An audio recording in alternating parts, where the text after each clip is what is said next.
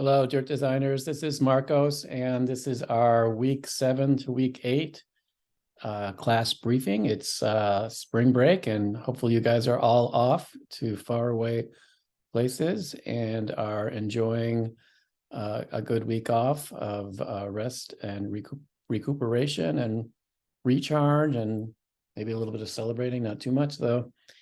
But it's a vital week because we've got our storybooks in progress, and we need to make sure that we don't lose the week after spring break before we meet the class and get lots of work done, because we'll be moving along quickly with this project. And I mean, there's a lot of time, but there's also a lot of work. And before I get into that, though, I want to just remind everyone about the baby board books. They should be done. You should have uploaded your files to the Google Drive. Most of you have done that, majority, but there's a few, 1 or 2 people, no names, who have not, who I've emailed. Some of you have already responded, and but there's a couple of stragglers. So please don't cause grief in my life and get those uploaded, because I want to send those to the printer on Monday so that we can get them back soon and celebrate with the photo shoot with them in our hands and take pictures of them with us and portraits.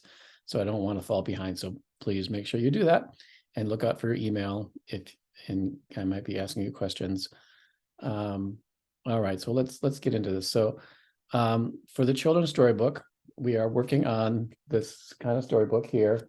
It's an 8x10 book, and it's color, and it's kind of regular pages, and you've seen them, and it's meant for like an older audience of kids and families. It's still kind of the idea of like having a book that you can read together, parent and child, or families reading to an older family member reading to a young, maybe 2 to 5-year-old, and then or even older.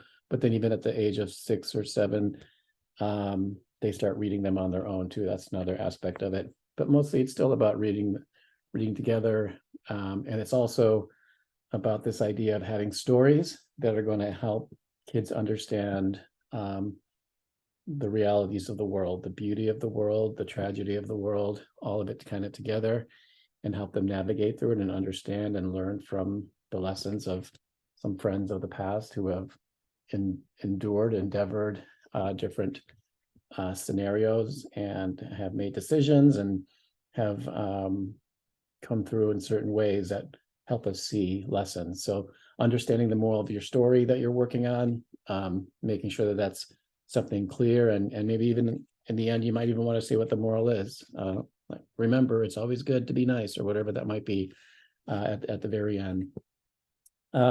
So we had our concept presentation, or our research presentation, on Thursday, and most of you presented. Some of you didn't though. So if you're not presenting, if you're absent, please make sure you're following up with me. And also a reminder, this is a 3-strike class. 3 strikes. If you get two absences, you're 1 strike left. If you get 3 absences, that's considered a fail. And I don't want that to happen. So you need to be contacting me every time you're absent, because there's ways of not being absent, even if you are absent. We can arrange to have a separate meeting and make up for the class time. So you need to be in touch with me if you're absent, not only for that reason, but because you need to be getting my feedback. You need to be knowing what the result of your work for the week was and how to move forward. So be in touch with me. We had our research presentations. Everyone has a story. Some of you are like taking that story and running with it and using the story pretty much as is, maybe change a little bit. And that's a great thing. Some of you are using it as maybe a way to modernize it and create a story, kind of like the tortoise and the hare here. It's still the same story. It's still about the race. And it's modernized just by it being like simpler, funner kind of text written by the designer, so that when you read it out loud, it doesn't sound like it's from ancient days. Not that I mind that. Like, sometimes it's a beautiful thing to read something like that, and it has thous and these, and it's just not in the same way we're used to hearing it. It's more poetic. I'm not against that. I love that. But you can consider making it more kid friendly or more 21st century friendly by rewriting it. So do that if you need. Or you might find that the idea of a race, for example, like this book, is a good plot, but you want to change it to be something different. Two kids in the schoolyard, or I don't know what it is, but you might want to just take the idea of what was in this story or what's in your story and turn it into a new kind of story that has the same general plot, the same moral and lesson, and brings a new kind of version of that. We saw that with the story of the kid who wanted a cookie. There's two sisters, and they were kind of the grasshopper and the ant, but they weren't grasshopper ants, but one was working hard and planning ahead. The other was living in the moment and just doing what they wanted. And that was the grasshopper, and she regretted it when she couldn't have the cookies when it was ready, when they were done by the aunt or the sister. So that's a way of taking a story and then making it your own. Or you might even find that that could lead one step further, where you're like just kind of authoring a story altogether, or maybe taking a story from childhood, like one of you guys talked about in class, and authoring a story from your family, which would be amazing and awesome. If you're doing that, though, remember, like, you got to think about what's the moral, what are we teaching them in a bigger picture way, and making sure that it's kind of has a universal theme to it that then can be pared down to kind of a fun, silly story, or it might be just about having fun and going to sleep or whatever. But think about that and state what that is. So we've all done this. Now we're going to dive in further, and we're going to create a concept design, a design development presentation that's going to be due 2 weeks, 2 Thursdays from now. And then we're going to have 2 more weeks after that to get it done. So I wanted to show you this because it does kind of start getting running out of time there. So a lot needs to get done this week, and I'm going to show you exactly what that is. So in doing this, consider the feedback you got from me, other classmates on Thursday, and think about like how that's going to affect your plan moving forward. Reach out to me if something's not clear, if you're changing your mind. You know, I don't want to do this story anymore. I want to change my story. It's not too late for that, but you got to do it now. You can't come, and I got to hear about it. I don't want to hear about it on next week and 2 weeks from now, when we're well past time. And so I'm open for change, but you got to reach out to me. But stick to the story. So stick to the story and revise or write your text, or edit it, or get it down so that you know what your text is. And then we're going to create a storyboard. And the storyboard is going to outline how the book works. It needs to be a minimum of 10 spreads. The smallest book you can make is a 24-page book. I'm going to explain that in more details, but only 20 pages are pages that are for your book, and 4 are dirt pages.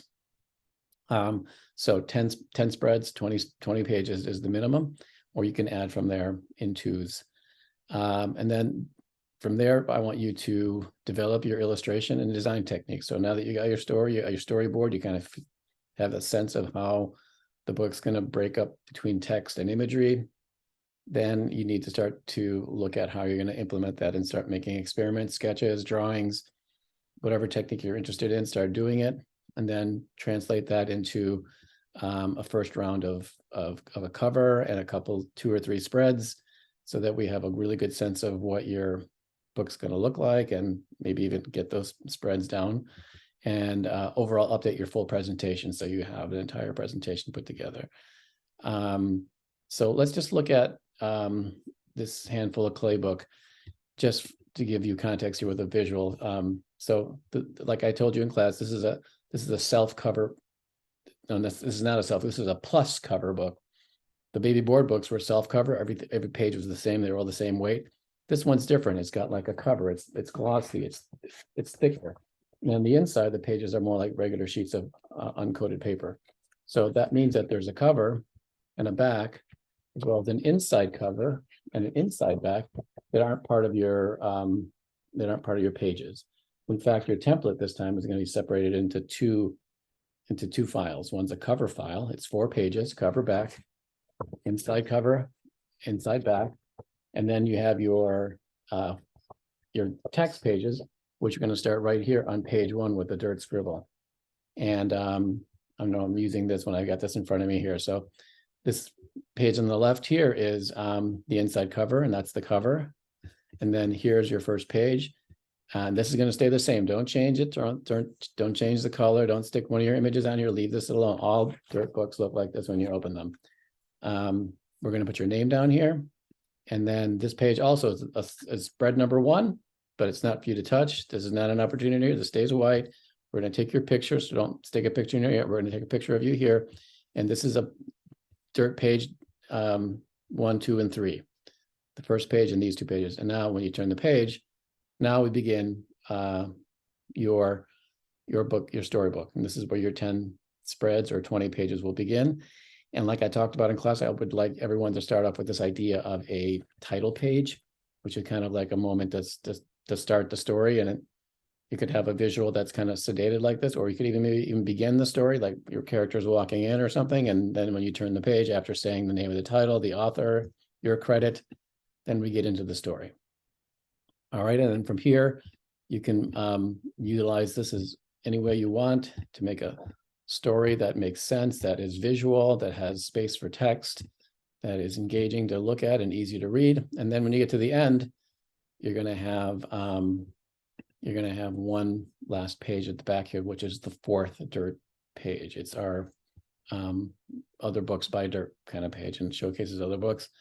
And over here, this is the inside back. So this is like this hard sheet of paper here. It's not really a spread like it looks like.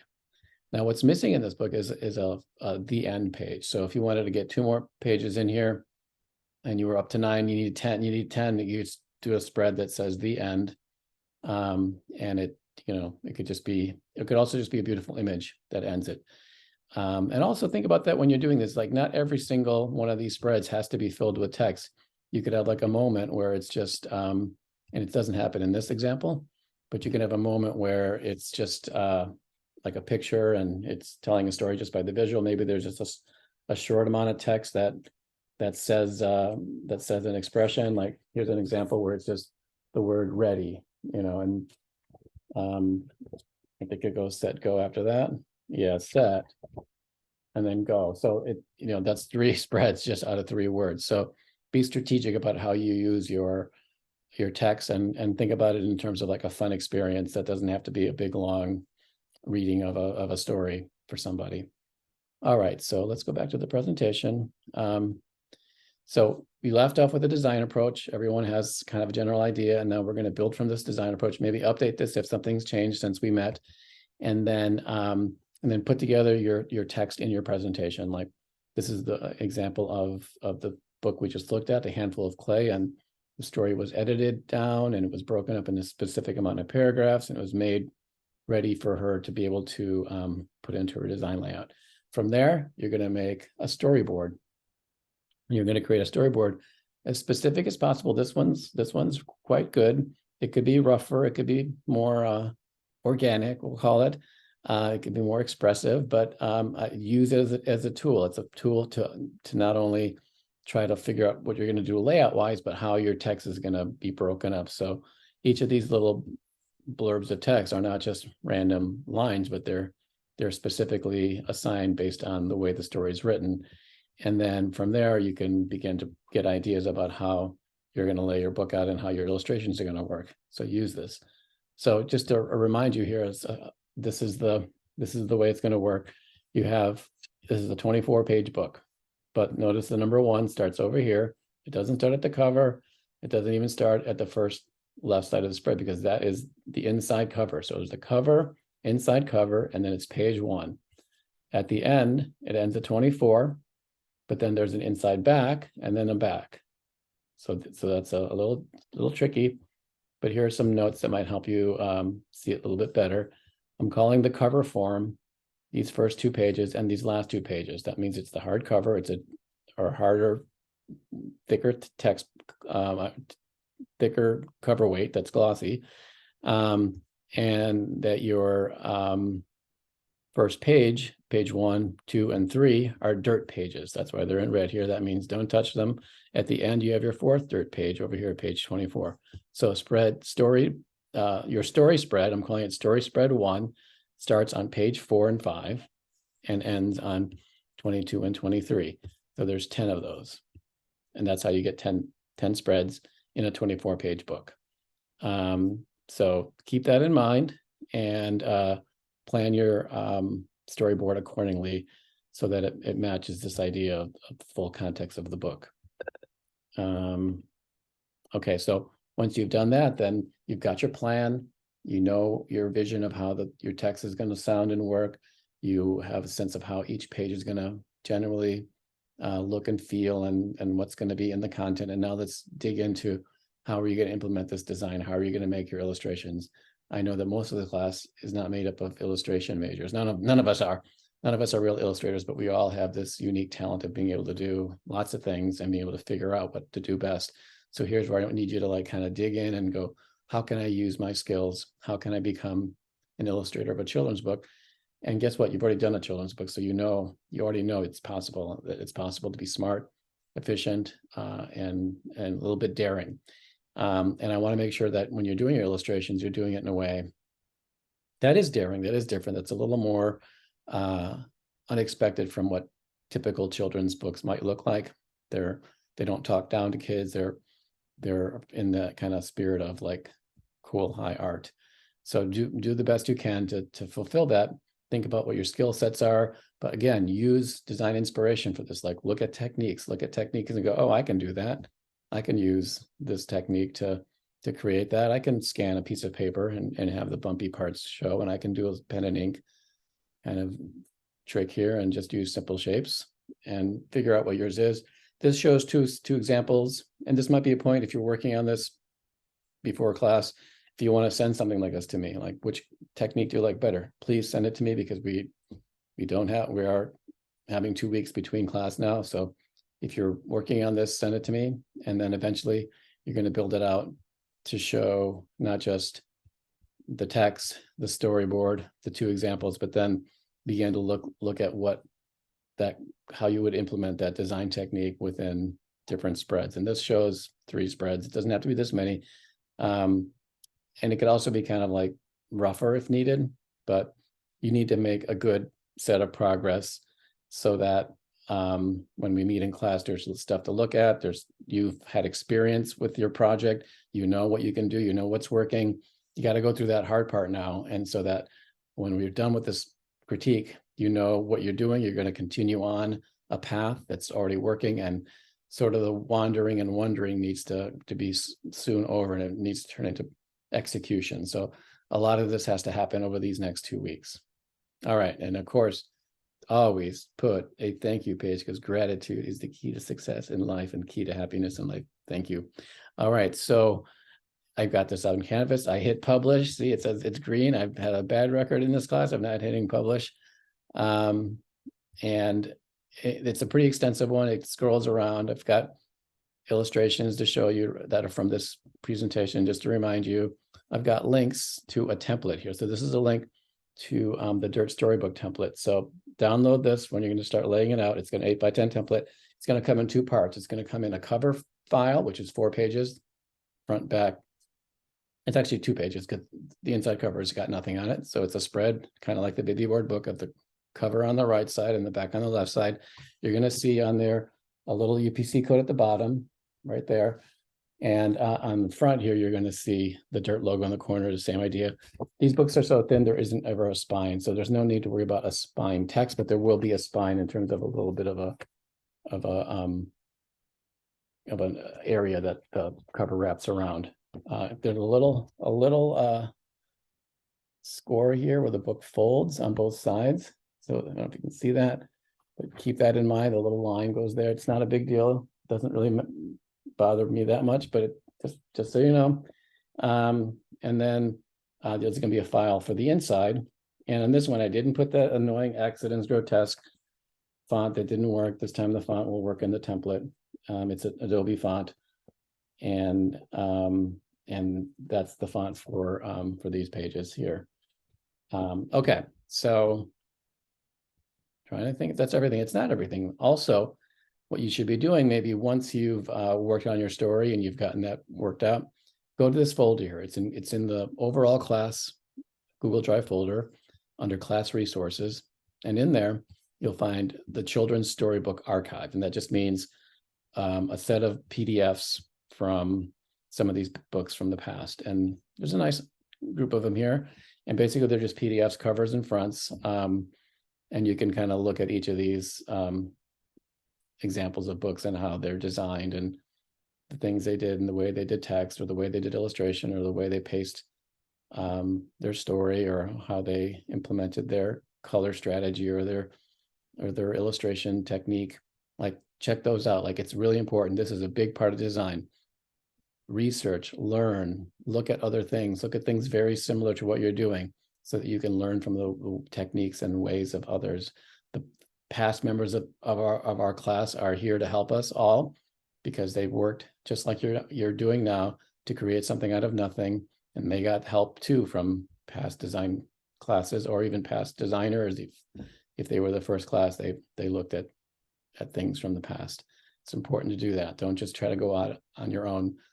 Study these spreads, learn them, get a sense of the Dirt brand again. Remember, you're designing this for a certain kind of brand, a certain kind of aesthetic, a certain kind of attitude that's about families, that's about tradition, that's about being aware of what's important in life, wanting to learn, wanting to have a good time, having a sense of humor, having a little kind of cool twist to it, being a little bit of an outsider set of books for kids.